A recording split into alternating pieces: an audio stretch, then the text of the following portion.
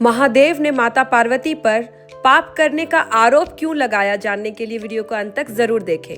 माता सती के देह त्याग के बाद माता पार्वती ने घोर तपस्या करके महादेव को अपने पति के रूप में पाया, लेकिन विवाह के बाद एक बार जब शिव और पार्वती कैलाश पर्वत पर थे, पार्वती ने शिव से पूछा, प्रभु यह तंत्र क्या है जो साधक को मोक्ष और संसार दोनों का सुख देता है। शिव ने मुस्कुराते हुए बताया कि तंत्र स्वयं को जानने का मार्ग है, ना कि केवल ईश्वर को।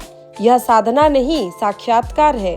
उन्होंने बताया कि यह जीवन की सभी विविधताओं में पूर्णता का अनुभव कराता है। यह गृहस्थ जीवन में रहकर भी आध्यात्मिक उन्नति का मार्ग है। यह सुनकर माता पार्वती तपस्वी रूप में महादेव के सामने आकर हठ करती हैं कि वे तंत्र विद्या सीखना चाहती हैं। तब महादेव कहते हैं कि ये सही समय नहीं है। माता पार्वती ये सुन के कहती हैं कि ईश्वर के लिए सही समय की क्या आवश्यकता है प्रभु, आप तो अंतर्यामी हैं। ये सुन के महादेव राजी हो जाते हैं उन्हें तंत्र विद्या सिखाने के लिए, और उन्हें एक शमशान में लेकर जाते हैं और सारे तंत्र विद्या के सामग्री वहाँ लेकर आते हैं। महादेव माता पार्वती से कहते हैं कि ये तंत्र विद्या सीखने के लिए तुम्हें अनुशासन और एकाग्रता की जरूरत पड़ेगी। क्या तुम सक्षम हो? तब माता पार्वती कहते हैं कि मैं हर तरह से सक्षम हूँ प्रभु, मैं तंत्र विद्या सीखना चाहती हूँ। इसके बाद महादेव माता पार्वती से कहते हैं कि तुम्हें गृहस्थ जीवन के सारे माया को भूलना पड़ेगा। तुम्हें मेरे तरफ पत्नी पता होने का सभी स्मृतियां मिटाना पड़ेगा।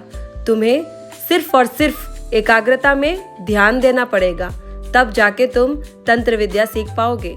शिव जब ब्रह्मांड के रहस्यों और तंत्रों की गूढ़ बातें पार्वती को समझा रहे थे, तब पार्वती निद्रा में चली गई। शिव क्रोधित हो उठे और पूछा कि वे कैसे सो गईं। तब पार्वती ने कहा कि वे सोई नहीं थी, बल्कि ध्यान से सुन रही थी। लेकिन शिव ने उन्हें पाप करने का आरोप लगाया, जिससे वे पार्वती को शमशान में लेकर जाकर राम नाम के जप का महत्व समझाने लगे और उन्हें इस पाप से मुक्त होने के लिए और इस पाप का प्रायश्चित करने के लिए एक मछुआरे के घर में जन्म लेने की आदेश दी। लेकिन माता पार्वती महादेव के बातों को सुन के जोर जोर से रोने लगी, गिड़गिड़ाने लगी और क्षमा मांगने लगी। महादेव बिना सुने उन्हें कह दिए कि जब तुम मछुआरों के अनुशासन का पालन करोगे, तब मैं वहाँ मछुआरा का रूप धारण करके तुमसे विवाह करूंगा। उसके बाद ही तुम्हें ये तंत्र विद्या का शिक्षा मिलेगी।